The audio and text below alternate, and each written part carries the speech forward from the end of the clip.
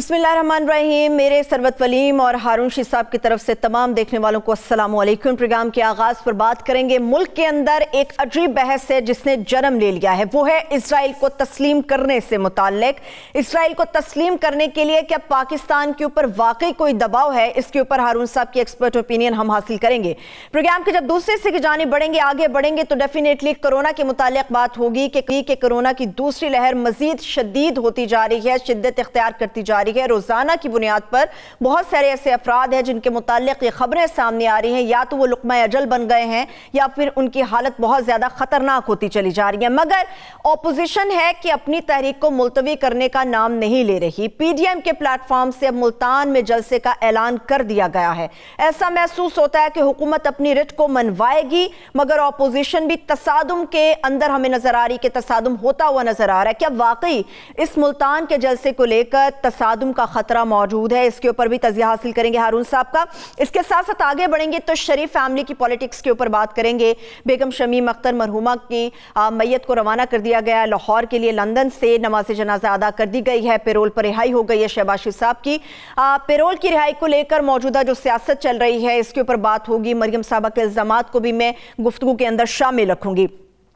SOPs पर कितना अमल दरामद हो रहा है, चाहे वो बख्तावर भुट्टो की आज की मंगनी की तकरीब हो या फिर आइंदा होने वाले तमाम जलसे हों, एसओपीज पर कैसे अमल किया जा रहा है, इसके ऊपर भी बात करेंगे। और इसके साथ साथ आखिरी हिस्से के जाने बढ़ेंगे तो गिलगित बल्तिस्तान के ऊपर बात होगी, जिसके लिए पाकिस्तान तहरीक इंसाफ ने एक उम्मीदवार के ऊपर अपना हतमी फैसला सुना दिया है। उम्मीदवार से मुताल्लिक, उनकी काबिलियत से मुताल्लिक बात होगी। आज़ाद कश्मीर में आइंदा होने वाले इंतखाबात के ऊपर भी बात करूंगी। हारून साहब, इजराइल को तस्लीम करने से मुताल्लिक मैं आपकी एक्सपर्ट ओपिनियन हासिल करूंगी, मगर मैं अपने तमाम देखने वालों के साथ कि क्या जो बातें की जा रही हैं वज़ीर आज़म पाकिस्तान इमरान खान से मुताल्लिक, कि क्या उनके ऊपर कोई दबाव है या वो इस चीज़ के ऊपर एग्री हो जाएंगे। मेरे प्रोड्यूसर साहब हमारे देखने वालों को ज़रा वो क्लिप दिखा दें, फिर मैं वापस आपकी तरफ आती हूँ।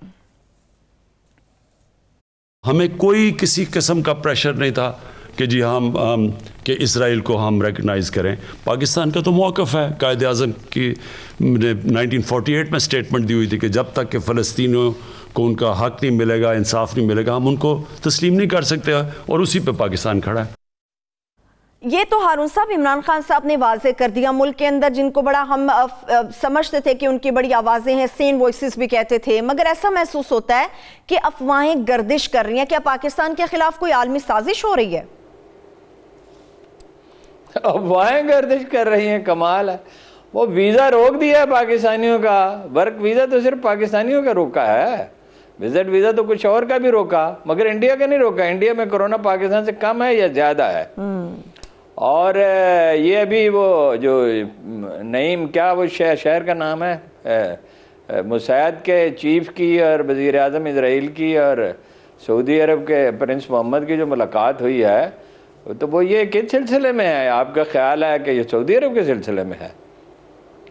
और ये जो अचानक कुछ लोग इसराइल को तस्लीम करने के हक़ में बोलने पर लगे हैं अचानक, बिल्कुल, तो मतलब ये लोगों को आज़ादी दे दी गई है कि वो जो चाहें कहें और जो चाहें करें। अपोजिशन भी मुखालफत नहीं कर रही है अपोजिशन को तस्लीम करने की। आपने देखा है कि कोई अपोजिशन लीडर ने कहा हो कि हम इस पे स्टैंड लेंगे? अपोजिशन लीडर और तो हर चीज़ पे स्टैंड लेने के लिए तैयार हैं। यानी पैरोल पे तो और यानी इतना हंगामा करने के लिए तैयार है, खाना अच्छा नहीं मिला इस पे तो आपने देखा किसी अपोजिशन लीडर को?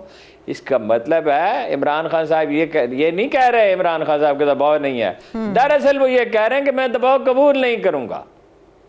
और क्यों चाहते हैं कि पाकिस्तान मान ले? जैसे ही पाकिस्तान मान लेगा आलम इस्लाम सारा मान लेगा, इसलिए कि ये आखिरी दीवार है पाकिस्तान, और बहुत मजबूत दीवार है। ये वाहिद एटमी ताकत है, इसके पास वो मिसाइल हैं, वो एटमी कुव्वत है, वो फौज है जो इसराइल का मुकाबला कर सकती है। और ये तो मुद्दतों से उनकी ख्वाहिश रही और जनरल मुशर्रफ की बड़ी ख्वाहिश थी, मगर सब डरते थे। और इमरान खान साहब एक बात बहुत अच्छी तरह जानते हैं, और हम सब जानते हैं, जिस हुकूमत ने इसराइल को तस्लीम किया, जिस हुक्मरान को वो रहेगा नहीं। आपने देखा नहीं अभी इस जनाजे को, क्या वो कोई अपना ख्वाजा निजामुद्दीन औलिया थे, खादिम हुसैन रिजवी क्या थे वो? मतलब कोई मोइनुद्दीन चिश्ती थे, दाता गंज बख्श थे। बस वो एक बात करते थे रसूलुल्लाह सल्लल्लाहु अलैहि वसल्लम की, उनका जिक्र करते रहते थे, यही था ना? बिल्कुल। या इसके सिवा भी ऑरेटर अच्छे थे, हाफजा अच्छा था, इकबाल के शेर पढ़ते थे, और कम्युनिकेटर बहुत अच्छे थे और कल्चर को समझते थे, मकामी कल्चर को। कितनी खलकत जमा हुई, कभी ऐसे जनाजा हुआ है पाकिस्तान में? कितने बड़े बड़े लोग उठ गए, ऐसा कभी जनाजा हुआ है? लोगों को समझ नहीं आती। 98% डान के जरीदे हेरल्ड ने सर्वे किया था खुद, और ये कहा था कि अगर ये सर्वे हमने खुद न किया होता तो हमने छापते। ये 20 साल पहले की बात है। 98% लोगों ने कहा हम शरई कवानीन चाहते हैं। इसराइल का मान लें तो पाकिस्तान की नजरियाती बुनियाद क्या बाकी रहेगी, और कश्मीर पे पाकिस्तान का क्या मुकदमा रहेगा जी? पाकिस्तान के वजूद का जवाब ही खत्म हो जाएगा उस दिन।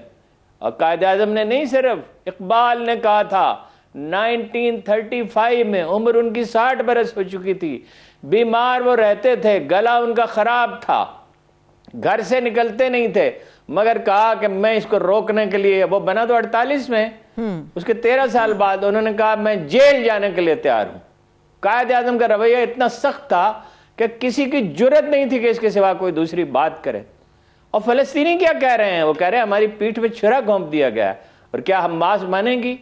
अरबों के पास न फौज है न विल है, अय्याशियों में पड़ गए। लेकिन मुलाकातें तो हैं हारून साहब, मुलाकातें तो हैं। मोहम्मद बिन सलमान से जो मुलाकात हुई उसके ऊपर उन्होंने इनकार कर दिया, कोई मुलाकात नहीं हुई। मोसाद के चीफ ने, जो साबिक चीफ है, उन्होंने इस चीज को कंफर्म किया।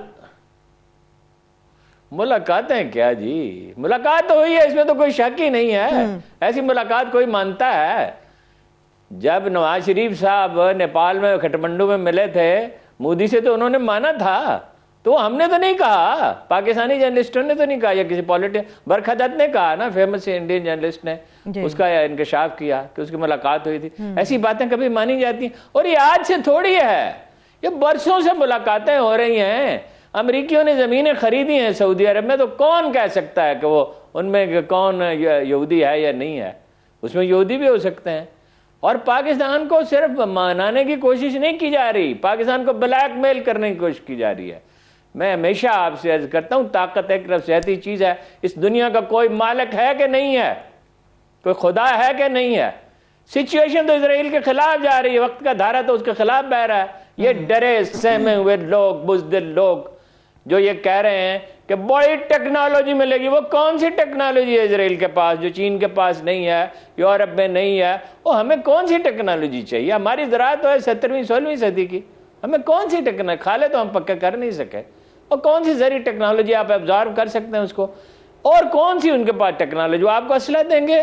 वो इसराइल के, वो इंडिया के स्ट्रेटेजिक पार्टनर, और अमेरिका भी इंडिया का स्ट्रेटेजिक पार्टनर है। वो आपको कोई रायत देंगे? वो आपको माफ करेंगे? कभी यहूदियों ने मुसलमानों को माफ किया है? क्या दबाव नहीं है इमरान खान साहब के ऊपर? इमरान खान साहब पे दबाव है, दबाव है, शदीद दबाव है, और लोगों का भी दबाव है, पाकिस्तान के अंदर से भी है। मैं नहीं चाहता कि मैं नाम लूं, लेकिन अगर यही सूरत हाल रही, मेरी जान चली जाए, इसके बावजूद मैं नाम लूंगा। इसके बाद बात है को मजाक समझ रखा है। ये बात, रेफरेंडम कराओ ना जी, लोगों से पूछो, इनको पता चलेगा। 90% लोग कहेंगे कि नहीं मानते। और पार्लियामेंट में डिबेट करा लो। रेफरेंडम की तो खैर किसी में जरूरत नहीं है कि कराए, इतनी हिम्मत कहाँ है? ये अमेरिका का प्रेशर होगा, अरब मुल्कों का प्रेशर होगा। भाई मुश्किलात आती हैं कौमों की जिंदगी में, क्या वो अपने नजरियात से ही दस्तबरदार हो जाती हैं, अपनी बुनियादों को ही छोड़ देती हैं? आप कोई आदमी मेरे मकान की बुनियादें खोदे और कहे कि इस पे सब्र कर लो, इस पे कैसे सब्र कर लूं? ये हमारा घर है। और एक कादियानी को आप इकोनॉमिक कमेटी का मेंबर नहीं बना सके, हालांकि वो टॉप एक्सपर्ट है, और उससे क्या नुकसान ऐसा हो जाना था? मैंने आपको याद है उस वक्त क्या कहा था? ये हो सकता ही नहीं है जी। बिल्कुल, मुझे क्या लोग शोर मचा रहे हैं कि उसको शामिल कर लिया, एक दिन उसको बाहर कर दिया जाएगा। वो बेचारा खुद भी कहता रहा कि भाई मुझे ना शामिल करो। ये इमरान खान के इर्द गिर्द बाज लोग ऐसे हैं, लेकिन इस मामले को वो समझता है। उसके इर्द गिर्द बाज लोग ऐसे थे, वो उसको एक मसीहा बनाया, आइंस्टाइन मैशत का बना के है। वो अच्छा एक्सपर्ट है, इसमें कोई शुबह नहीं है, वो खुद भी कहता रहा। लेकिन इसके इर्द गिर्द ऐसे लोग हैं, अब भी लोग हैं जो मशवरा दे रहे हैं। ये आपने देखा नहीं कुछ लोगों को हो क्या गया है, वो कैसे दिला। और अमजद शुएब साहब देखिए, अमंग ऑल द पीपल क्या कह रहे हैं कि हम मिल के इसराइलियों से फलस्तीनियों के लिए कुछ हासिल कर लेंगे। वो आज तक कौन सा वादा उन्होंने पूरा किया है? सही। जनूबी अफ्रीका अपने ताल्लुकात कम कर रहा है, तुर्की ने तकरीबन खत्म ही कर दिए, मतलब एक सफारती ताल्लुकात तोड़े नहीं है, वरना उनके खिलाफ कितनी दफ़ा रुदवान ने एहतजाज किया है और कितना शदीद एहतजाज किया है, इमरान खान से ज़्यादा किया है। इमरान खान ने भी किया है, लेकिन उससे 100 गुना ज़्यादा रुदवान ने किया है। उनकी तो फौज में पेनिट्रेशन थी इसराइल की, और मुमकिन है कभी ये इंकशाफ हो कि रुदवान के खिलाफ बगावत में वो शामिल थे। तो हमारे ये दाना पैदा हो गए बुजुर्ग मेरे जो हमें बताते हैं। इसके बाद हमने मुझे ये बताइए जी के करना क्या है। लेकिन हारून साहब इस पूरे मामले पर पूरी पाकिस्तानी कौम इमरान खान साहब के साथ खड़ी होगी, पूरी कौम इमरान खान साहब के साथ खड़ी होगी। कौम को खड़ा होना चाहिए उसूल के साथ। इमरान खान एक आदमी है, अगर वो खड़ा रहेगा तो वो तारीख में सुरखरू होगा, और अगर वो बैठ गया तो उसका नामो निशान मिट जाएगा पाकिस्तानी। कोई भी आदमी ये जसारत करके देखे, फिर इसका नतीजा भुगत ले। ठीक है, चलिए आगे बढ़ते हैं हारून साहब। अब जरा मैं कहते हैं इमरान खान साहब यही हैं और इसको वेलकम करना चाहिए। ठीक है हारून साहब, अब जरा मुल्तान में बात करूंगी। जलसे की तसादुम होगा, क्या हालात बन सकते हैं, गिरफ्तारियां हो रही हैं, लेकिन एक अहम मामला है जिसने मुझे वर्ता हैरत में डाला है, वो है गिलानी खानदान का एक्टिव होना। काफी अरसे के बाद नजर आए हैं। कोई और अनासिर है पीछे, कोई और मकासिद हैं, या वाकई मेरी ये गलत फहमी है? नहीं, गिलानी साहब देखिए ना, उन्हें कोई अहमियत नहीं दी गई। आपने देखा जितने जलसे हुए वो वजीर आजम रहे थे, उनके मुकाबले में तो राजा परवेज अशरफ को ज्यादा अहमियत दी गई। वो चंद महीने रहे थे, और कोई आप सब जानते हैं कि वो कोई नेक नाम आदमी नहीं है। नेक नाम तो खैर ये भी नहीं है, वो रुदवान की बेगम ने जो हार दिया था सैलाब जदगान के लिए, अपने बीवी को दे दिया था। देखिए ये इलेक्शन लड़े, 3 सीटों से कौमी असम्बली का, खुद लड़े, साहबजादे लड़े 2, तीनों सीटें हार दी। तीनों सीटें हार दी। कोई पीटीआई से हार दी, कोई नून लीग से हार दी, कोई अपना मुस्लिम लीग से हार दी। एक साहबजादे इनके एक एमपीए की सीट पे जीते सिर्फ, बाकी हार गए। तो अब वो ये बाकी जलसे का ये है, देखिए वहाँ पूरी जिम्मेदारी से मैं आपको बता रहा हूँ, नहायत रिलायबल सोर्सेज ने मुझे बताया है कि इस्टेब्लिशमेंट तो कोई दखल नहीं दे रही है। एक वो सोचते थे एक ज़माने में इस्टेब्लिशमेंट वाले कि भाई ये जलसों की नहीं होनी चाहिए कवरेज, मीडिया कवरेज ही है सब कुछ इसमें, और जलसे में क्या खाक होता है इसके। बिल्कुल। लेकिन इंतजामिया पे उन्होंने छोड़ दिया है। पीपल्स पार्टी की स्ट्रेटेजी ये है कि या तो वो उस जलसागाह में करें जहां पानी छोड़ा गया मगर उसकी सीढ़ियों पे तो पानी नहीं है, या स्टेडियम में करें, और अगर नहीं तो फिर जहां ये कंटेनर लगाए गए हैं वहां करें। कुछ ना कुछ करेंगे। लोकल लोग कम होंगे, ज्यादा लोग मुजाफात से आएंगे। मुजफ्फरगढ़ में काफी बड़ी पॉकेट है पीपल्स पार्टी की। एक जमाने में इस इलाके की सबसे बड़ी पार्टी थी, 300 से ज्यादा दफातर सिर्फ मुल्तान शहर में थे पीपल्स पार्टी के। लेकिन अब वो खत्म हो चुकी है, पूरे पंजाब में, जनूबी पंजाब में भी खत्म हो चुकी है। ठीक है, लेकिन हारून साहब तो तसादम का खतरा मुमकिन है, लेकिन ये मैं इसको कोई अक्लमंदी नहीं समझता, ये कोई दानाई नहीं है। वो देखिए जलसा तो पेशावर की भी इजाजत नहीं, जलसे की तो किसी की इजाजत ली नहीं इन्होंने, शायद कहीं इजाजत मिली होगी तो वो नहीं आ सकेंगे। बिलावल मेरी अभी थोड़ी देर पहले की इत्तला है कि वो शायद ना आ सकें। वो तो मुमकिन ही नहीं हारून साहब, वो तो इस वक्त कोरोना में मुब्तला है बिलावल भुट्टो जरदारी, वो तो उनका मुमकिन ही नहीं आना। वो उस पे भी नहीं, वीडियो पे वैसे भी भी खिताब नहीं कर सकेंगे। अच्छा ठीक है। नहीं मुश्किल लग रहा है। और आसफा को बहुत समझा जाता है कि पॉलिटिकली वो बहुत ही सूझबूझ रखती हैं और एम्बिशियस भी बहुत हैं, एग्रेसिव हैं, और वो शायद वो आए, और वो आएंगी तो लोग जाएंगे कुछ ना कुछ जलसे में। मरियम के जो बैनर लगाए गए ये तो गिलानी साहब ने इस पे कंफर्म किया कि आसफा भुट्टो आएंगे, सरप्राइज देंगे। डेफिनेटली अगर वो खिताब करते हैं तो कोई बहुत बड़ी बात इसका मतलब है होने जा रही है। सरप्राइज तसादुम की बात की, सबको पता चल गया वो आएंगे। बिल्कुल, आपने हारून साहब तसादुम के बाद की डालना चाहिए भाई। आपने या तो आप इस काबिल होंगे, आप रोक दें, इस काबिल तो आप है नहीं। आप रैलियां नहीं रोक सके, चंद आदमियों को गिरफ्तार किया, अगले दिन अदालत ने रिहाई दे दी। और ये पाबंदी लगाएं तो अदालत इजाजत दे देगी, मतलब ये अगर ये जाएं अदालत में, मेरा ख्याल है अदालत इजाजत दे देगी। ये देखिए ना, ये बहुत एक पेचीदा सूरत हाल होती है। लेकिन कौन सा तूफान आया हुआ है जी इनके जलसों से? पेशावर के जलसे में क्या हुआ? कितने लोग आए? कराची में वो था दिन जब वो हमला हुआ था बेनज़ीर पे, मोहतरमा पे, जो 150 आदमी कत्ल हो गया था, वो दिन मनाया गया था। यहाँ पीपल्स पार्टी के यौम तासीस मनाया जा रहा है। और कोयटा में कितने लोग थे, सिर्फ पश्तून बेल्ट के लोग थे, वो अचकजई साहब लाए और मौलाना फजलुर रहमान लाए। पेशावर में सिर्फ मौलाना फजलुर रहमान के लोग थे, आम आदमी तो शरीक नहीं हो रहे। फिर ये कि देखिए लंबा वक्फा हो गया है इस दफ़ा और मौसम सर्द हो गया। मुल्तान में तो खैर खनकी है, सर्दी नहीं है। मुल्तान में ठंडी हवा कुछ दिन के लिए आती है, कंधार की हवा जिसे कहते हैं, जो साइबेरिया से चलती है और अफगानिस्तान से होती हुई पाकिस्तान में दाखिल होती है। अभी खनकी है, लेकिन ये गिरफ्तारियां जो हो रही हैं वो मिड लेवल लीडरशिप की हो रही हैं, प्रोमिनेंट वर्कर्स की। उससे कोई खास फर्क नहीं पड़ेगा, न लीडरों की गिरफ्तारियां हो रही हैं न नीचे के वर्करों की। कोई इंटेलिजेंस का नेटवर्क नहीं है, या ये एक पॉलिसी है जो मेरी समझ से बाहर है। बिल्कुल हारून साहब, मुझे ब्रेक की तरफ अभी जाना है। ऑपोजिशन बहुत हो रही है, इससे इशू बनता जा रहा है। साहब बिल्कुल, ऑपोजिशन ने कुछ किया हो या ना किया हो, इन जलसों की वजह से कोरोना बहुत फैल गया। एक छोटी सी ब्रेक से वापस आकर कोरोना से मुताल्लिक बात करेंगे। और जहां तक हारून साहब ने तसादुम के हवाले से बात की है, मैं कुछ ऐसे क्लिप्स आपके साथ शेयर करूंगी जिसमें आपको अंदाजा होगा कि ऑपोजिशन का इस प्लेटफॉर्म के जरिए, पीडीएम के प्लेटफॉर्म के जरिए क्या करने का मूड है। छोटी सी ब्रेक, हमारे साथ रहिए।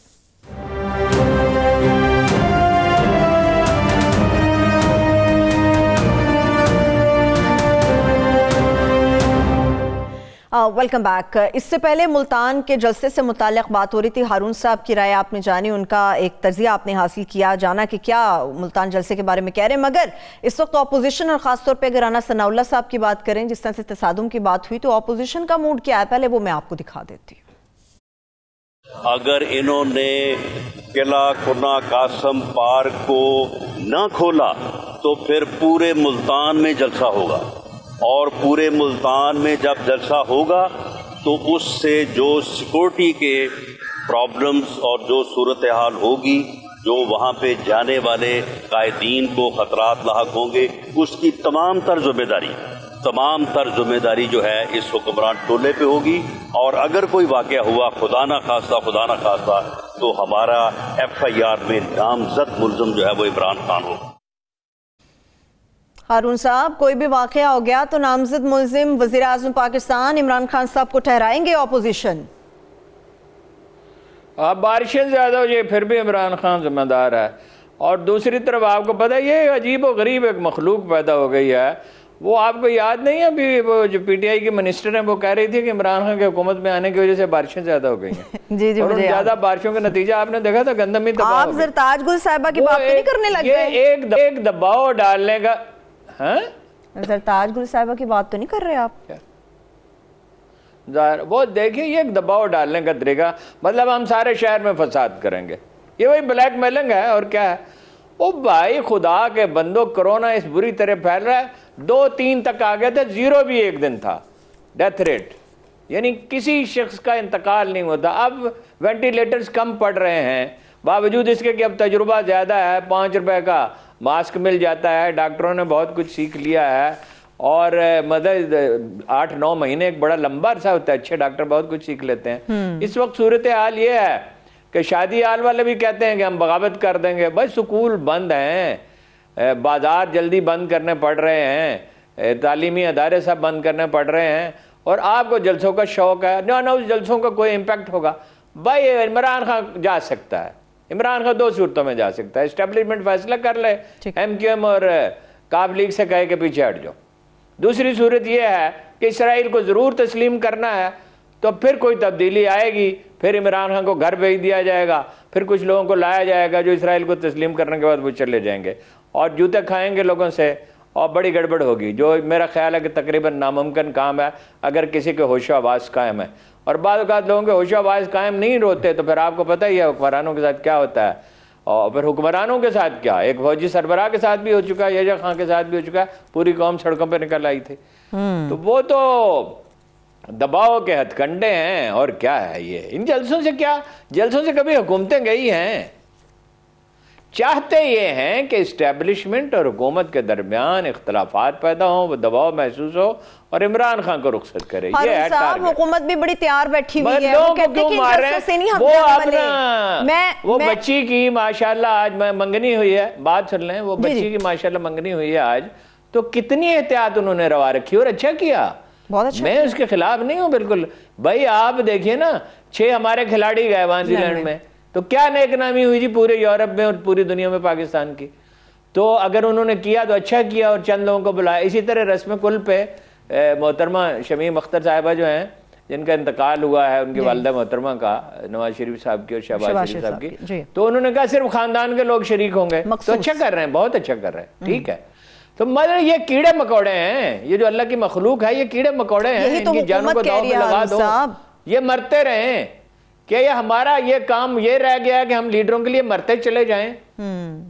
और ये कल मौलाना फजलुर रहमान साहब आ जाएंगे और नवाज शरीफ आ जाएंगे और शहबाज शरीफ आ जाएंगे और जरदारी साहब आ जाएंगे, तो क्या फायदा होगा इस मुल्क को? ये तो बताएं। अब आगे कुछ इकोनॉमिक एक्टिविटी जनरेट होनी शुरू हुई। टेक्सटाइल का सेक्टर जो है जगमगा रहा है, सही। और इसमें अफसर, मैं कल आपको एक खबर कोशिश करूंगा दूं कि कहां अफसर जो है रुकावटें डाल रहे हैं। एक कंस्ट्रक्शन इंडस्ट्री जो है उसमें भी बूम का चांस है, उसमें काफी इन्वेस्टमेंट हो रही है, सरकारी अफसर गड़बड़ कर रहे हैं और इनको फहम तो है नहीं। हम हुकूमत जो अल्लाह का फजल करम से ऐसी है, बयान देने पे तुली रहती है। हुकूमत के तरक्याती प्रोग्राम्स के बाहर से इन्वेस्टमेंट का, हुकूमत के तरक्याती प्रोग्राम्स में भी हम बात करेंगे। जो मुल्तान जलसे की बात है उसमें हुकूमत कैसे डटी हुई है, मैं जरा फिरदौस आची कावान साहिबा जो गुफ्तगू फरमा रही वो आपको सुना दूं कि हुकूमत इस दफा भरपूर तरीके से तैयार है कि क्या किया जाएगा, कैसे होश ठिकाने लाए जाएंगे। जी बड़ी साहब, कानून की हुक्मरानी होगी और आईनी हाथों से कानून का जो रास्ते में आएगा उससे निपटा भी जाएगा। कानून के रास्ते में आने वालों का जो शिकंजा है वो तोक बांध के गले में टाइट होगा। वो आईनी हाथों से भी निपटेंगे और वो गले का तोक भी बना देंगे उन आईनी हाथों को। हारून साहब,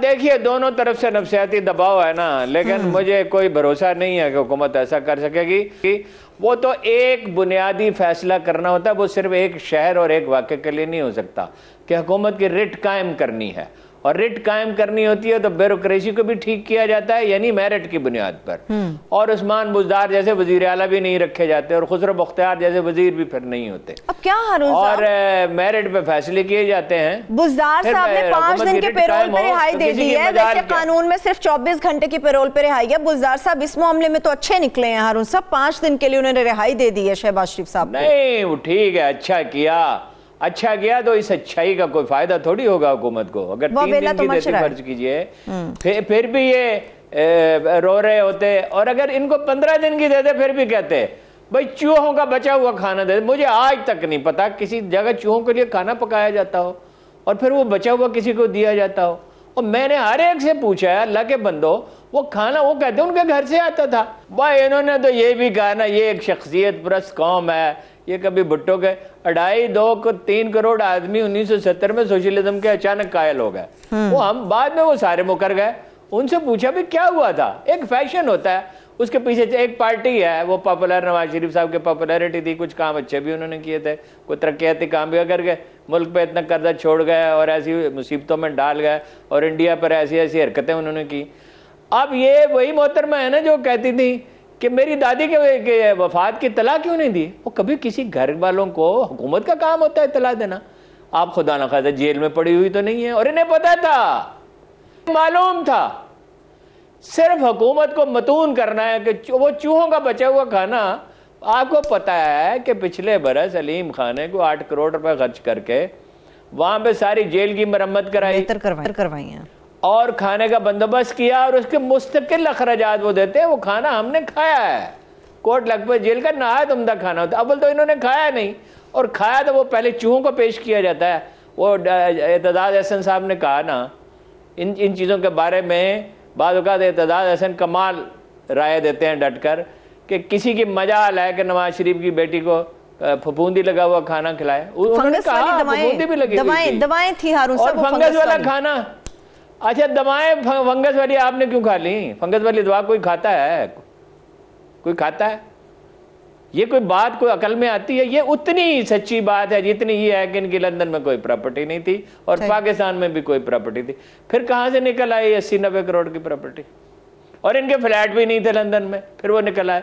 और इन्होंने कोई जनरल मुशर्रफ से कोई वादा भी नहीं किया था। फिर सऊदी इंटेलिजेंस का आदमी आया और उसने दिखाया ये एग्रीमेंट 10 साल का है। फिर पहले कहा हुआ ही नहीं, फिर कहा 5 साल का है, फिर उसने दिखाया आके ये है 10 साल का। तो इसके बारे में क्या कहा जाए? ठीक है, वैसे ये एक पार्टी और एक लीडर की बात नहीं है, जहां तक खाने की बात है तो वो विजुअल्स ऑन रिकॉर्ड पड़े हैं कि कैसे टोकरी सच के आती थी, वो चाहे शहबाज शरीफ साहब हों या फिर मरियम साहबा हों या फिर नवाज शरीफ साहब हों, ये इन सब की टोकरियां घरों से सच के आती रही हैं खाने की। मुझे एक बड़ा अहम सवाल आपसे पूछना है अरुण साहब, शहबाज शरीफ साहब से खानदान में रिवाज है, मैं आपको बताऊं, इनके खानदान में रिवाज ये है 6, 7, 8 खाने होते हैं, नाश्ते पे भी, दोपहर में भी, रात में भी। एक दिलचस्प बात आपको ये बताऊं कि between the breakfast and lunch Nawaz Sharif साहब कुछ खाते हैं, एंड बिटवीन द लंच और डिनर भी कुछ खाते हैं। अच्छा। और वो खास किस्म के खाने हैं, खास तरह के बावर्ची हैं, और कोक भी ये मोहतरमा पीती हैं, और न मिले तो मतलब इनकी बड़ी परेशानी लागती है। इमरान खान साहब भी 3 गिलास कोक के पीते हैं रात। बस अरुण साहब एनर्जी ड्रिंक्स पीने पे किसी पे क्या पाबंदी लगा सकते हैं आप? एनर्जी ड्रिंक है वो, कोक एनर्जी ड्रिंक होता है? एनर्जी ड्रिंक तो होता है दूध में शहद मिला के पिया जाए। जो हारून साहब मशरूब पीने में अच्छा लगे उससे मेरे जैसे आदमी जो कमजोर नहीं पिए, वो ममनू नहीं है, लेकिन उसको एक कमजोरी बना लेना। ठीक, मुझे एक बड़ा अहम सवाल पूछना है। हमजा के लिए मैंने चेक किया था, जो खाना जाता था कम से कम 4 किस्म का नाश्ता होता था, इसी तरह खाना होता था, इसी तरह रात का खाना होता था। अब ये सब बादशाह हैं, सारी कौम इनकी खिदमत में लग जाए, वो फिर पता है उसका अंजाम क्या होता है। बहादुर शाह जफर के लिए ये जो चंबेली जिसे हम कहते हैं, मोतिया भी कहते हैं, इसके पीछे जो एक सब्ज डंडी होती है वो तोड़ के सुखाई जाती थी, उसमें कीमा पकाया जाता, फिर वो तनावल फरमाते थे, और मुसलसल वो कर्ज लेते रहे और सल्तनत उनकी चली गई। ये खाने की ऐसी क्या वीकनेस है भाई?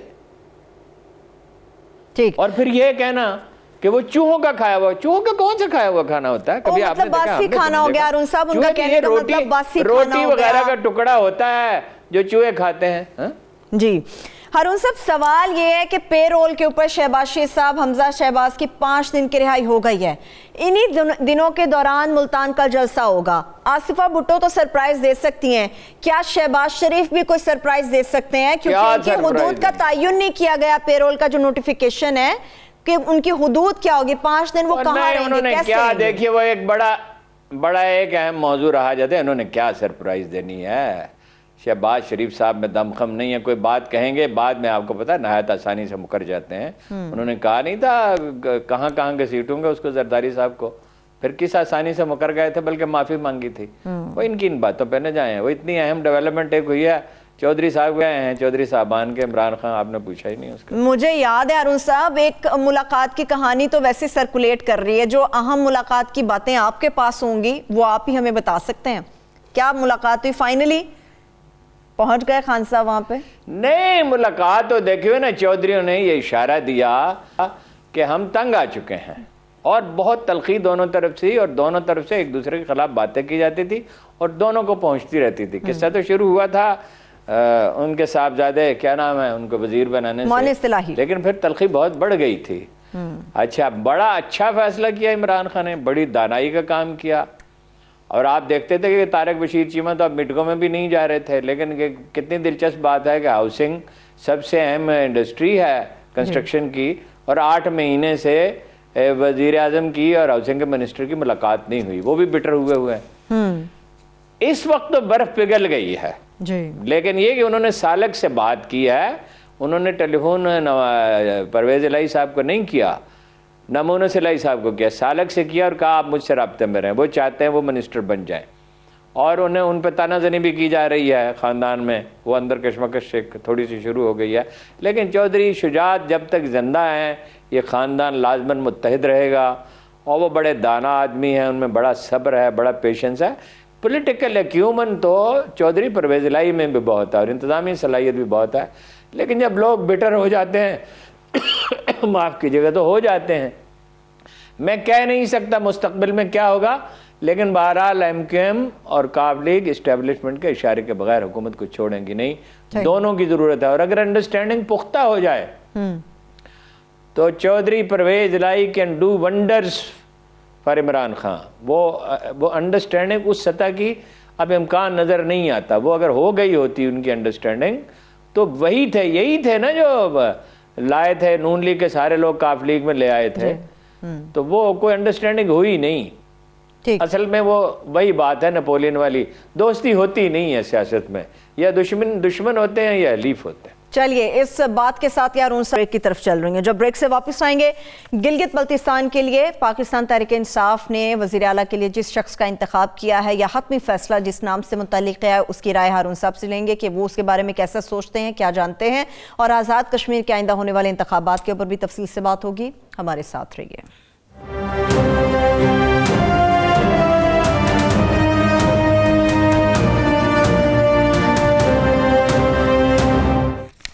Welcome back. गिलगित बल्तिस्तान के लिए पाकिस्तान तहरीक इंसाफ की जानिब से नौजवान क़यादत का इंतखाब किया गया है ताकि गिलगित बल्तिस्तान की आवाम के रोशन मुस्तकबिल और रहनुमाई के लिए जिस शख्स का इंतखाब किया जाना ज़्यादा मकसूद है वो PTI के नज़दीक एक नौजवान क़यादत होनी चाहिए। बैरिस्टर खालिद खुर्शीद साहब है जिनके लिए हतमी फैसला किया गया तहरीक इंसाफ की तरफ से। कहा जा रहा है पढ़े लिखे हैं, डेडिकेटेड हैं, पुरअज़्म हैं, आवाम के लिए काम करेंगे। मगर हारून रशीद साहब इस बारे में क्या राय रखते हैं वो हारून साहब से जानते हैं। हारून साहब, बैरिस्टर खालिद खुर्शीद इनके बारे में है कि काफ़ी पढ़ी लिखी फैमिली से बिलोंग करते हैं, खुद भी माशाल्लाह से पढ़े लिखे हैं, तो गिलगित बल्तिस्तान की आवाम के लिए एक अच्छा इंतखाब है ये।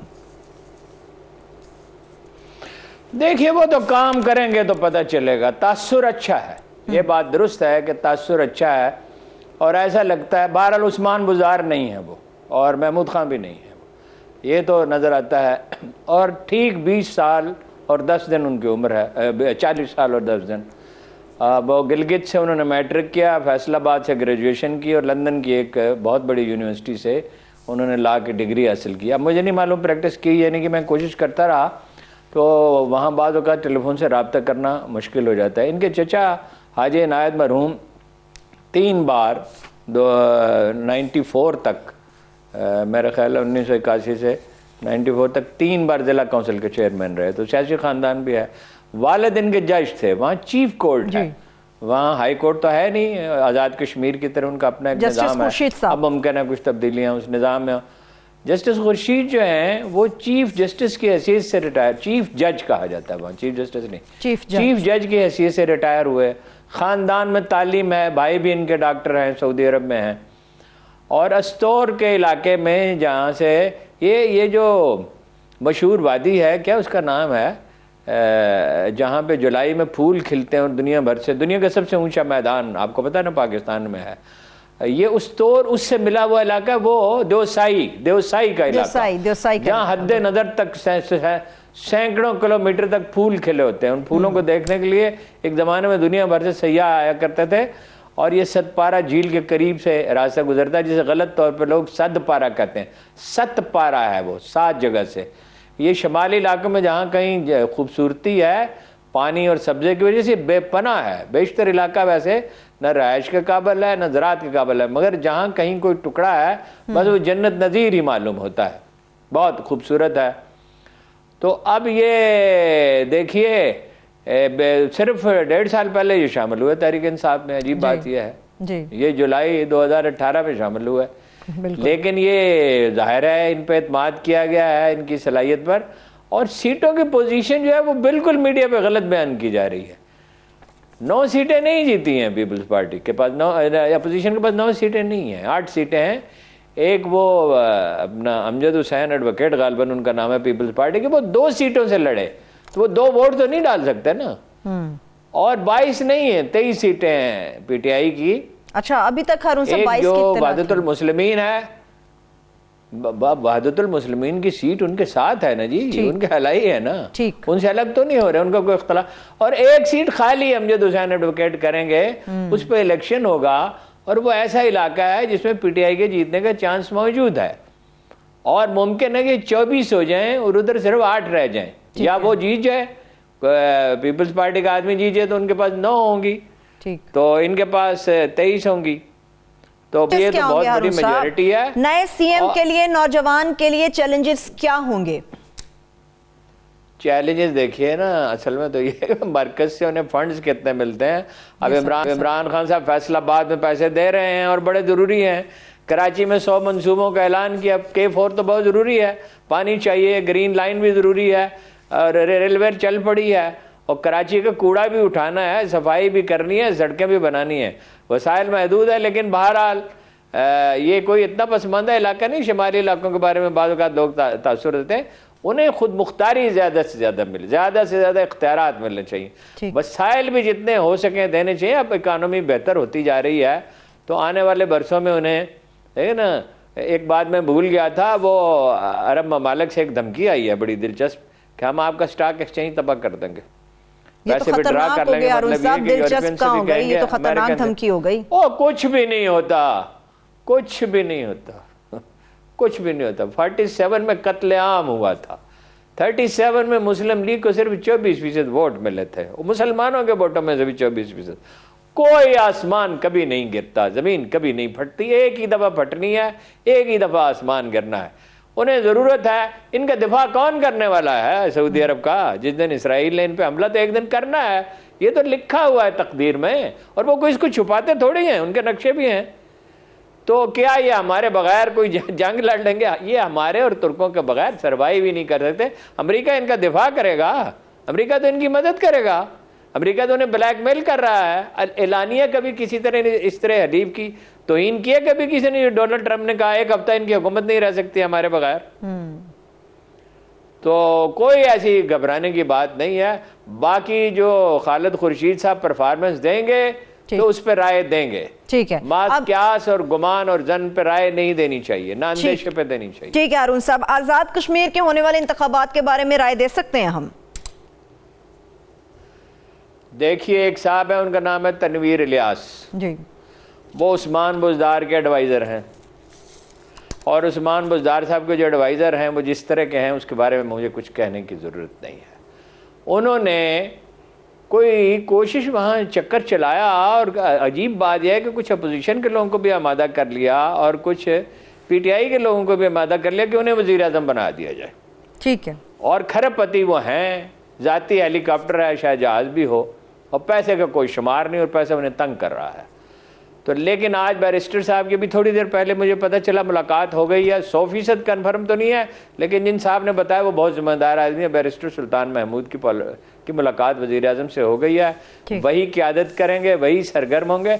और दिलचस्प बात एक ये है कि गिलगित बल्तिस्तान के बरक्स और दूसरे इंतखाबात के बरक्स यहाँ पीटीआई ने सबसे पहले काम शुरू किया है, और नून लीग से कुछ लोग जाएंगे उधर। ख्वाजा फारूक हैदर साहब ने हलफ लिया है लोगों से, कुरान मजीद पे तो शायद नहीं लिया, ऐसे लिए हलफ लिया कि पार्टी नहीं छोड़ के जाएंगे, लेकिन बहरहाल इसका क्या कहा जाता है। और बहुत धड़ाधड़ पैसे जारी किए हैं, जैसे शायद खाकान अब्बासी ने जारी किए थे कि तरक्याती स्कीमों के लिए आखिरी दिन 200 अरब रुपए जारी किए थे शायद खाकान अब्बासी। जी बिल्कुल याद है। लेकिन मेरा ये ख्याल है कि ये नफसियाती एजब हासिल हो चुका है पीटीआई को। ठीक, गिलगित बल्तिस्तान में हम समझ रहे थे कि पीपल्स पार्टी 5-6 सीटें तो ले ही मरेगी, इतना उनका इन्फ्लुएंस है वहाँ, जो मकातब फ़िक्र है उनका रुझान पीपल्स पार्टी की तरफ है। लेकिन क्या हुआ आखिर में? बिल्कुल फेयर इलेक्शन हुए, एक पोलिंग स्टेशन के सिवा वो किसी पोलिंग स्टेशन का नहीं बता सके। ये नहीं है ये फरिश्ते हैं, इन्होंने तो पैसे भी लिए पीटीआई वालों ने टिकट बांटने के। और इत्तफाक से दिलचस्प बात यह कि उन्हीं साहब को फिर जिम्मेदारी सौंपी गई। आज़ाद कश्मीर में भी पैसे लेने से नहीं वो बात आ सकती। ठीक है, लेकिन हारून साहब आजाद कश्मीर की जहां तक बात है तो नून लीग वहां पर हमेशा बहुत मजबूत रही है, अभी भी नून लीग के बारे में कहा जाता है आजाद कश्मीर में मजबूत है, मगर लोग मरकज की तरफ देखते हैं ना, मजबूत तो बहुत है, हमेशा नहीं रही। No no no no no no, किसी मुगालते में नहीं पड़े, हमेशा वहां मुस्लिम कॉन्फ्रेंस मजबूत रही है। ठीक, जब सरदार अतीक को हैंड ओवर कर दी उनके वालिद गिरामी ने, तो उसके बाद जो है वो चूंकि जूनियर थे, सीनियर लीडरशिप ने उन्हें कबूल नहीं किया। सरदार सिकंदर हयात ने कबूल नहीं किया, औरों ने नहीं किया। और जो मौजूदा वजीर आज़म है, he was immensely popular among the young people, बड़ा क्लीन और बड़ा बोल्ड समझा जाता था। अब बोल्ड तो वो साबित न हुए, मुतलबन मिजाज ज्यादा साबित हुए, और ऐसे कोई कलीन भी ना निकले। अब जो इतलात आ रही हैं बहुत ज्यादा, इतने भी कलीन नहीं है। तो वो मुस्लिम कॉन्फ्रेंस ही सारी आ गई थी नून लीग में। तो जो मरकज में होता है उसकी तरफ लोग चले जाते हैं, ये बुनियादी फैक्टर है। ये है, देखिए अंदाजे गलत भी हो जाते हैं, मैं कोई दावा तो नहीं कर रहा, मैं तो अपना अंदाजा बता रहा हूँ कि ये जो नफसियाती फैक्टर गिलगित बल्तिस्तान से आएगा वो यहाँ भी प्रिवेल करेगा। और जिस तरह एक जमाने में वहाँ पॉलिटिक्स होती थी, या सरदार क्यों के हामी होते थे या मुखालिफ होते थे, इस वक्त वहाँ एक अजीब सिचुएशन पैदा हो गई, या बैरिस्टर सुल्तान महमूद के हामी हैं या मुखालिफ है। वो जो जिन साहब का मैंने जिक्र किया उनकी कोशिश तो हो गई नाकाम, ठीक, वही 2-4 अरब रुपए खर्च करके वो वज़ीर आज़म बनना चाहते थे आज़ाद कश्मीर के। तो किसी ने गालिबन खान साहब को बताया कि भाई ऐसा तमाशा भी नहीं होना चाहिए कि एक आदमी अपनी दौलत के बल पे वज़ीर आज़म ही हो जाए। सही, ठीक है। हारून साहब, लास्टली मेरे पास एक से और कोई इशू है? गैस का मसला है, गैस का मसला आपने पूछा ही नहीं गैस का ऐसा कहत पड़ा। मैं यही आपसे बात करने वाली हूँ कि 1 से 1.5 मिनट है हारून साहब। गैस तो पहले घरों में नहीं आ रही है, जो आप खबरें दे रहे हैं सुई गैस के हवाले से, ये कहाँ से आएगी खबरें? ओ भाई 3 लाख कनेक्शंस की मंजूरी दे दी गई है MPMNS के कहने पे, और 27 लाख दरखास्तें हैं। LNG बर वक्त इम्पोर्ट नहीं की है, जब कीमत कम थी उस वक्त नहीं की। स्टोरेज की पूरी गुंजाइश नहीं है, प्लानिंग उसकी ठीक नहीं हुई। नवाज शरीफ का साहब के ज़माने में भी नहीं हुई, और इन लोगों का तो हाल ही आपको पता बहुत पतला है, बाबर नदीम वगैरह का। अब वो हीले बहाने तो बहुत तराश रहे हैं। भाई आप 3 लाख हो रहा है घरों में गैस दे देंगे, वो MNA MPs का बड़ा प्रेशर है, वो जहाँ जाते हैं। इसलिए कि गैस सस्ती बहुत है।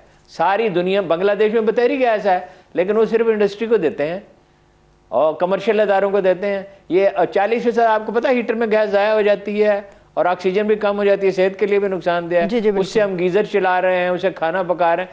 ये तमाशा बंद होना चाहिए। गैस पाकिस्तान के पास नहीं है मजीद देने के लिए। ठीक है, कुछ हारून साहब आप तरक्याती कामों के मुताल्लिक तहरीक इंसाफ की शेयर करना चाह रहे थे। दूसरा हाल ये है, सेंट्रल एशिया से इंपोर्ट की जाए, अफगानिस्तान में अमन होगा।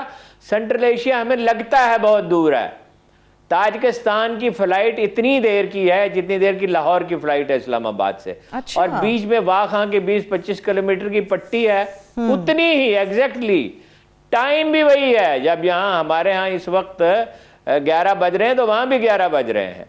और वो 20-25 किलोमीटर का जो एरिया है, वो देखिए ना, ये बरतानिया और अमेरिका वगैरह क्या चाहते हैं, ये हमें कमजोर रखना चाहते हैं। मतलब दांतों का जो मरकज है, चलिए कल मैं इस पे बात करूंगा, वो क्यों यहाँ कानकनी क्यों नहीं होती, मैं आपको बताऊंगा कि इसमें बरतानवी हुकूमत का कितना अमल दखल है। ठीक है, लेकिन हारून साहब जाते जाते तहरीक इंसाफ के तरक्याती कामों से मुताल्लिक मुझे आपसे पूछना है कि तहरीक इंसाफ के अपने क्रेडिट पे क्या चीजें हैं? तरक्याती कामों की अगर बात करते हैं तो कौन से बड़े कारनामे सर अंजाम अभी तक तो उनके क्रेडिट पे यही है कि टेक्सटाइल इंडस्ट्री में बूम आ गया है, कंस्ट्रक्शन में इन्वेस्टमेंट हो रही है, अगर जो ब्यूरोक्रेसी उसमें रुकावटें डाल रही है। और अब फैसलाबाद के लोग बहुत खुश हैं मुद्दतों के बाद, लेकिन ये बाकी आइंदा काम करेंगे। देखिए 30,000 फवाद ने ठीक कहा, फवाद चौधरी, 30,000 इंजीनियर्स की तो सिर्फ चीन को जरूरत है। आप इंजीनियरिंग यूनिवर्सिटियां बेहतर नहीं बना रहे। यानी ये 100 साल पहले एग्जैक्टली मैं आपको बता रहा हूँ, बर्रे सगीर में ये आइडिया डिस्कस हो रहा था कि मुस्तकबिल उस कौम का है जिसके पास इंजीनियर हो। यही महातिर ने कहा था इमरान खान से, भाई हमने असेंबलिंग से शुरू किया था IT में, अब वो IT में hundreds of billions of dollars कमा रहे हैं। और हमारा क्या है, हमारे 90 में यहाँ कुछ नौजवान आए थे लंदन से आइडिया लेके, तो शरीफ खानदान ने कहा कि हमारा हिस्सा कितना होगा। यहाँ तो हिस्सा की बात होती है, लेकिन अब पटड़ी पे चढ़ रही है गाड़ी। देखिए कराची में सर्कल रेलवे चल पड़ी है, मजदूरों के लिए, आम गरीब आदमियों के लिए बड़ी सहूलत होगी। ग्रीन लाइन चलनी चाहिए, K4 बनना चाहिए। कहा तो है इमरान खान साहब ने मैं खुद निगरानी करूंगा। अब मुझे ये नहीं पता कि हर चीज़ की वो खुद कैसे निगरानी करेंगे, और ये असद उमर साहब को क्यों नहीं भेजते वहाँ, और ये अली जैदी साहब वहाँ क्या करते हैं, और ये सदर साहब सारा दिन ईवान सदर में बैठ के क्या कारनामा अंजाम देते हैं कि ये नहीं जाते, कुछ कोऑर्डिनेशन नहीं करते। तो लेकिन बहरहाल अब सूरत हाल उतनी बुरी नहीं है। कोरोना का मसला है, बड़ा संगीन है, बेहद संगीन है। हम सब मिल के उसे संगीन बना रहे हैं, अपोजिशन खास तौर पे, और ये ताजर भी और मंडियां भी और उलमा भी इस सिलसिले में कोई तलकीन लोगों को नहीं कर रहे।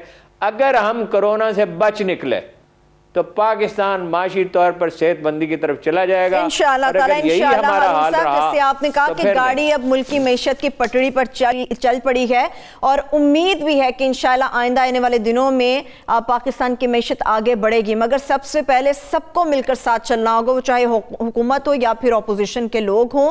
कोरोना को शिकस्त देंगे तो ही हमारी मैशत आगे बढ़ेगी। बहुत शुक्रिया, थैंक यू सो मच। मेरे तमाम देखने वालों का शुक्रिया। मुझे इजाजत दीजिए, अल्लाह हाफिज।